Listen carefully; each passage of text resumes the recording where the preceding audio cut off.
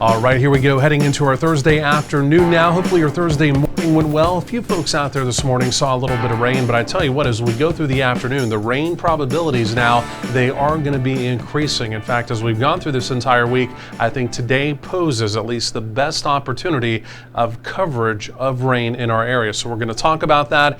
And then, of course, we are heading right on into our all-important Labor Day weekend as well. I've got the very latest details on that important forecast. So today we'll call it a 60% rain opportunity. Unfortunately, it's still not going to be that everyone does see rain, but again, a lot of us will see rain as we go through the day. Some of it could be heavy. 89 is my forecast, the daytime high, but again, keep in mind if you do happen to see rain in your area, temperatures will trend down fairly quickly with that. So yesterday, over the last 24 hours, mainly yesterday though, you can see most of North Texas did remain completely dry. Now there was a real exception right here in the Metroplex.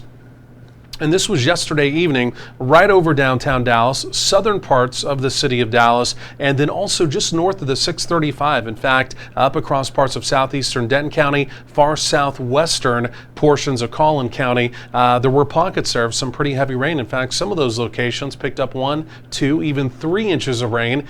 Again, meanwhile, most of us yesterday, we did remain completely dry. But for our friends out to the west, this was another area that we did see generous rain. In fact, this really took its time falling as we went through the day yesterday. This is really what you call a good old-fashioned soaker. Young County down through Stevens County. Again, some of those locations, Palo Pinto County, 1, 2, 3. Again, really generous, easy rain out there as we went through the afternoon. Of course, our western counties, they've just been so desperate for rain. They've been parched with the drought criteria. But again, more of us as we go through this afternoon will see rain. And of course, that's the good news now going forward. So taking a look at the analysis, this is a very important analysis now as we go through the day. Number one, the piece of the weather puzzle that I'm tracking today, it's down in the Rio Grande Valley.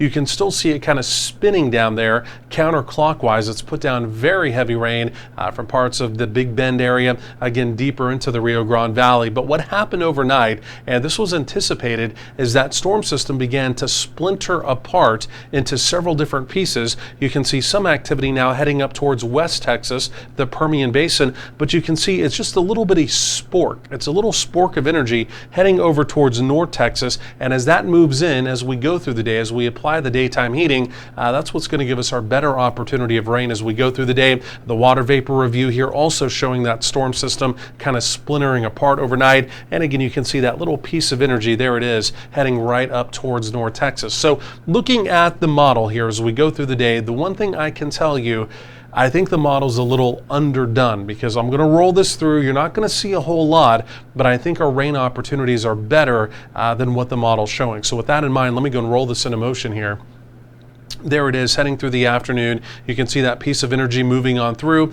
Even though the model is keeping this fairly spotty, like I mentioned, I think it's a good 60% opportunity coverage-wise. This evening, we begin to dry it out. There's some rain possibilities overnight and then also through the day tomorrow. But once we get through tomorrow, Friday, I think heading into the weekend, Saturday, Sunday, and the Monday, the rain probabilities don't go to 0, but I think it's only a 20% shot, right? Just widely scattered activity once we get through tomorrow. So weekend plans, it will not be a washout, but again, do keep in mind there could be a few passing showers around. There's future rainfall projections. Again, looking spotty, but again, I do think the coverage will be a little bit better than what we're seeing. The opportunity of heavy rain will be there, especially in the darker areas of green. Keep in mind, no high-end flooding anticipated like what we saw a week and a half ago. But again, localized street ponding, localized street flooding. Again, all of that is going to be in the forecast, especially there in the darker areas of green. So highs in the 80s today. If you happen to see rain, your temperatures will be held down. There it is, 80, 60, 50. Those are your rain probabilities as we go through the day. Overnight lows, generally speaking, back down into the lower to mid 70s. And then as we go through your Friday, again with a few pockets of scattered rain around tomorrow as well, we will keep temperatures held down generally in the mid to upper 80s. Heading into the weekend, that will also be the general trend there as well, talking about a lot of 80s. So rain opportunities here.